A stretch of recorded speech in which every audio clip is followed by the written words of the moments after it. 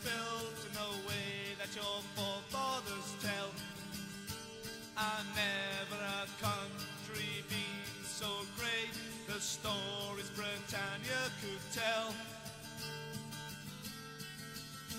I never want to live my life away from the golden shores.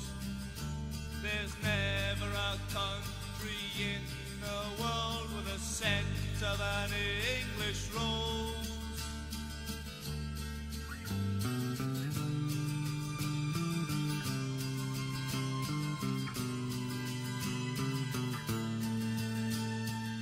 A Conservative councillor has been found guilty of using fake postal votes to secure his seat on Slough Borough Council. Ishaq Khan and his electoral team created hundreds of false names in the weeks running up to the election last year. A by-election will now be called, with Mr Khan banned from standing. Our special correspondent, Kurt Barling, has more. Last May, the fight for Slough Town Hall was not a fair one. Conservative councillor Ishaq Khan and his agents were today found guilty of corrupt and illegal practices. It was claimed these derelict properties housed a number of postal voters. They turned out to be amongst several hundred bogus constituents who voted for Mr Khan. Mr Khan effectively stole the vote from the Labour candidate.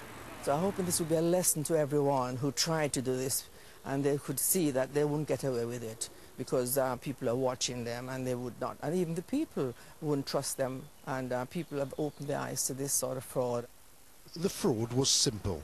Mr Khan's team falsely claimed hundreds of people had moved into the ward in the weeks prior to the May vote and applied for postal ballots. Well, in a Western democracy, you'd expect your vote to be something that's a basic right and that is safe and free and fair. And the fact that this investigation has exposed people's attempt to corrupt that process is clearly good news for anyone who believes in democracy in this town or anywhere else. The local Conservative Party didn't want to speak to BBC London today, but in a statement said, "We will not shrink from our duty to conduct a root and branch review to weed out and eliminate this practice wherever we find it." There will now be a by-election in May. A police investigation into the case is still ongoing. During this trial, the judge said there were more ghosts at the premises at the heart of this election fraud than at the Tower of London. He said it revealed a fundamental weakness in voter registration in this country, a weakness with potential fatal consequences for the democratic process. Kurt Barling, BBC London News.